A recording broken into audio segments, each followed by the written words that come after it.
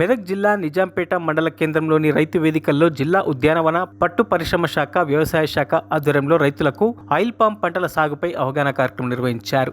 ఈ కార్యక్రమానికి project manager doctor Krishna, మండల వ్యవసాయ అధికారి సోమలింగారెడ్డి హాజరయ్యారు. ఆయిల్ పామ్ తోటల సాగు వల్ల రైతులకు జరిగే లాభాలను వివరించారు. ప్రభుత్వం ఆయిల్ పామ్ తోటలకు సాగు కోసం అనేక రాయితీలు అందజేస్తుందని, ఎకరాకు 26,450 రూపాయలు రైతుల ఖాతాలో జమ చేయడం జరుగుతుందని, ఎకరాకు 57 మొక్కలు త్రికోణ ఆకారంలో నాటుకోవచ్చని తెలిపారు. 4 సంవత్సరాల అనంతరం ఖాతా మొదలవుతుందని, ఎకరాకు 10 నుంచి 12 టన్నుల దిగుబడి వస్తుందని, ఈ అవకాశాన్ని రైతులు సద్వినియోగం చేసుకోవాలని కోరారు. ఈరోజు ఆయిల్ పామ్ సాగుపై అవగాహన సదస్సును మెదక్ జిల్లాలో నిజాంపేట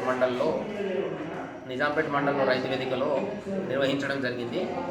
సో ఈ సభ ఇచ్చేసినటువంటి మన గౌరవమైనటువంటి ఏఓ గారికి, అదేవిధంగా ఏఈఓ గారికి, మండల హార్టికల్చర్ ఆఫీసర్స్కు, అదేవిధంగా మా కంపెనీ నుండి ఇచ్చేసినటువంటి ఆయిల్ పామ్ ప్రతినిధులకు హృదయపూర్వక నమస్కారాలండి. సో ఈరోజు ఈ ఆయిల్ పామ్ సాగుపై అవగాహన సదస్సులో భాగంగా రైతులను ప్రోత్సహించడం జరిగింది. సో రైతులు ఈ ఆయిల్ పామ్ సాగును చేస్తూ ముందుకెళ్లాలని సో మన భారతదేశ ప్రభుత్వం ఆధ్వర్యంలో తెలంగాణ ప్రభుత్వాన్ని ప్రోత్సహిస్తుంది.